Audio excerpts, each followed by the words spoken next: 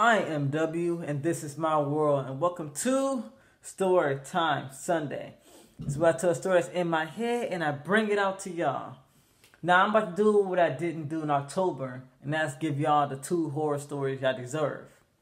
So this first one I'm going to do today, and then later on tonight I will give y'all the second one. So this first one's called The Secrets of the Mansion. So let me get right to it. There was this family called the Wellborn family.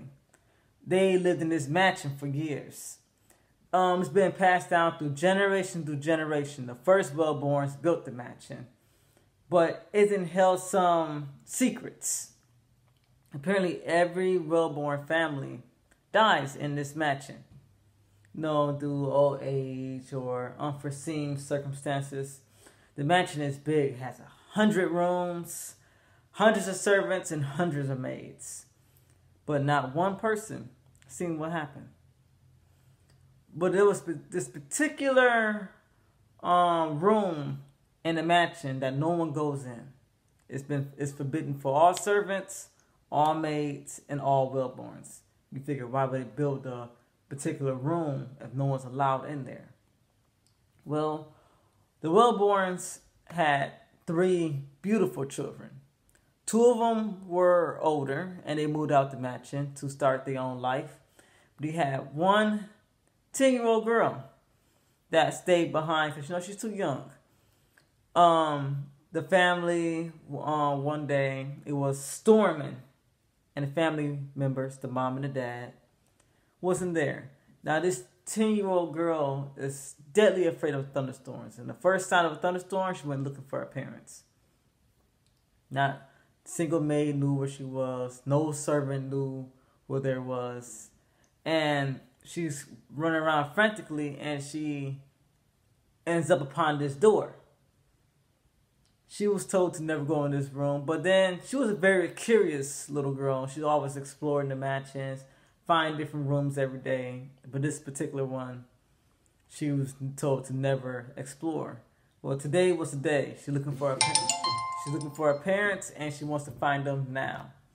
So she opens the door, and she takes a few steps forward, and the door just slams behind her. She looked for a second, didn't think twice about it, and continued to walk. As she's walking through this corridor, about 5 minutes go by, because it's a very long hallway. She noticed not a single window was open to cause that door to slam. So as she started walking furthermore, she looks down the hallway and she can see the door. She can come upon this door about 3-4 minutes. So she knows she's close. Then she hears footsteps.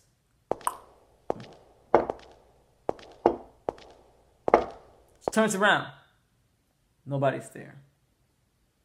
She's okay. No. Maybe it's just all in my head. She continues to walk some more.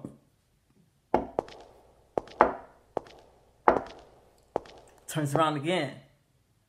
And this time she turns around, she stays there for a while, looking around, trying to analyze everything. And nobody's there. So when she turns back around, she said, you know what? I don't care if I hear footsteps or not. I am not turning around. I'm going to this door. So she stays walking. And without a shadow of doubt again. But she said, I'm not turning around. She continues to walk. And this time she hears scratching on the wall.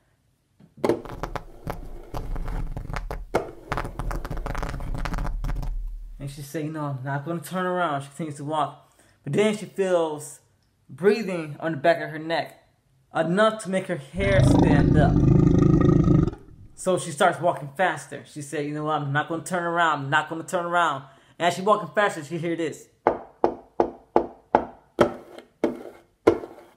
And there's more breathing behind the neck. She starts running. She starts hearing. And she's running faster and faster. She gets to the door. She screams. And she turns around. And nobody's there. Her heart is beating fast. And she's sweating. She's literally broke out in a full-blown sweat. She said, but no one's there. It's all in my head. So she opens the door and she stops. She said, I don't know what I'm going to see, but hopefully it's my parents behind this door.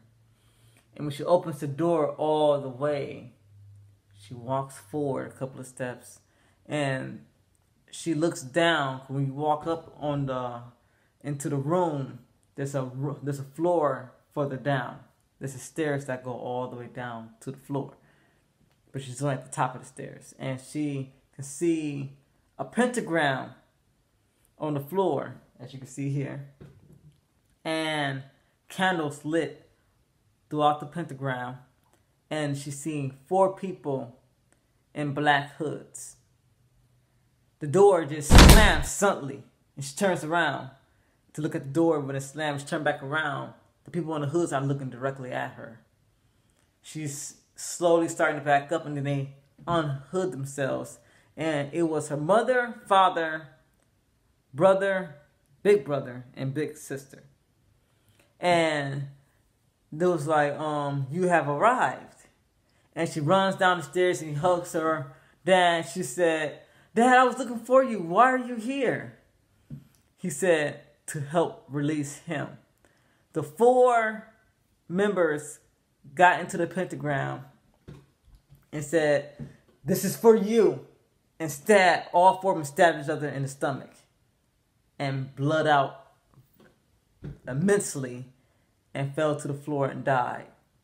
The little girl didn't know what to do. She just stood there and she screamed, why?